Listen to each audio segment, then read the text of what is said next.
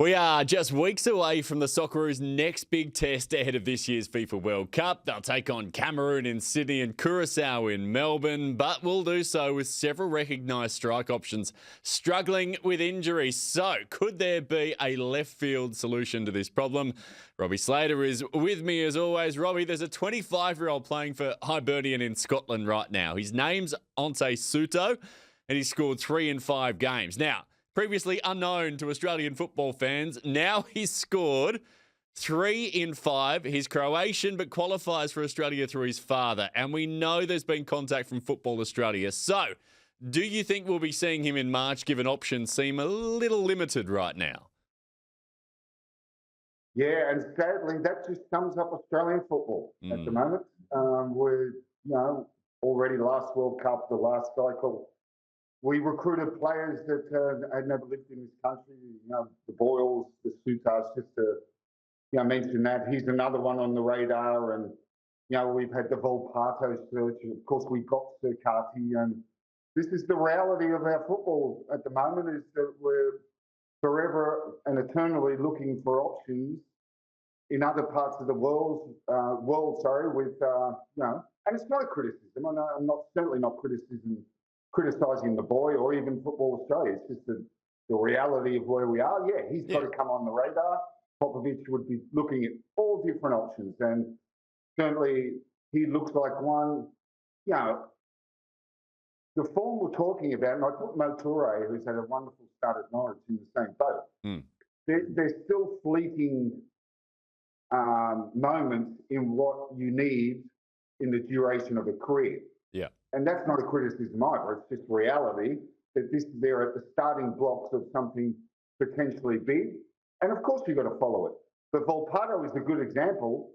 If you go back when he, how would you say, flew into the atmosphere at 1,000,000 miles an hour when he was at Roma and he scored a goal and it was all talk. And of course, he refused Australia or decided to stay with Italy. Undecided, I think, is probably the term.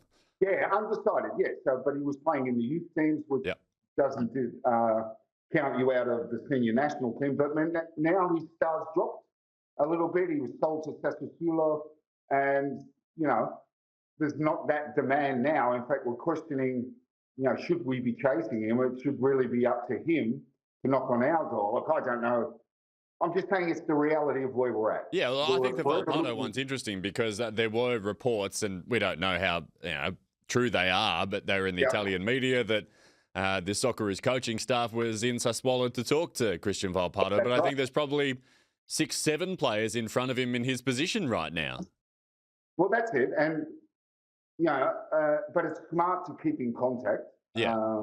Because, especially given the Socceroos injury record. Yeah, and don't you love this saying? But don't you love the saying? The situation is fluid. And what I mean is you can't. There's uncertainty, and what I mean by that is the injury to Moture. He was flying, great start, but you don't know. And Popovic is on tendrils. So it's worth having a look at Suto. That's what you're saying. Yeah. I think it's of course it's worth having a look because. Who knows who's going to get injured? Who knows who's going to be informed? This kid's informed. If he's eligible, let's explore the possibilities. So, there's going to be a lot of, conjecture and discussion between us and other people about how that final squad's going to look. Yeah, some good news on the injury front. We don't say that very often in regards to the national team. Connor Metcalf back after 2 months out with a knee problem. Yeah. Would you leave him in Germany for the March window to build fitness and not risk the long flight out to Australia, or would you include him in the squad? Look, it's so close to the World Cup, I'd include him in the squad. That's my opinion. Obviously, the discussion between the physios and doctors, if you like, between the national team staff and, of course, Sampoli. But if he's ready to go fit, we need to get him here, and because the World Cup is upon us. Yeah, I just think with Connor, maybe there is a hint of he's had such an injury disrupted season. It's going to be such an important part for the Socceroos. I'm always wary of that long flight back home and just what it does for players so soon after returning from injury, Robbie. Well, I can tell you firsthand. Now I know for people watching that there were jumbo aeroplanes back in my day. And, the flight time was, believe it or not, pretty much the same. And this is a true story. I remember I was at West Ham and me and Graham Arnold got a call up for a couple of friendlies against Sweden. I was coming back from a hamstring injury. Anyway, the federation, with me and Arnie pushing them because we wanted to go back and play, they threatened a FIFA rule. I don't know how it worked in those days. But anyway, me and Arnie got on the plane, went back, and it was the worst decision I ever made. I played half a game in 2 matches against Sweden and came back to headlines that Harry Redknapp was fuming that I'd re-injured my hamstring. So that's a direct. So you're right, 100%. If I'd have stayed at West Ham, my recovery would have gone normally and I would have played. But that flight is just no good for muscle injuries or any injuries. So, you could be well right. Matt Ryan, he's been in spectacular form for Levante despite their struggles in La Liga. Has this move and his form, do you think, re-established him as the Socceroos' #1 keeper? That hasn't always been the case under Popovic. No, he's always kept us guessing. I don't think Popper's actually ever really decided who's #1. But if you see his form at Levante, and that, I know they're struggling, but he made a double save, which was, you won't see a better save. If you look at every league in the world, it was unbelievable double save. So I think, the way he's performing, I think that he'd be #1 at the moment for sure. Yeah, and we've got Paul Izzo there and Joe Gauci around the place. Strong stocks, but I think the way Matty Ryan's going at the moment in La Liga, he's getting plenty of practice because that Levante back four are doing him no favours at all, but he's living up to it.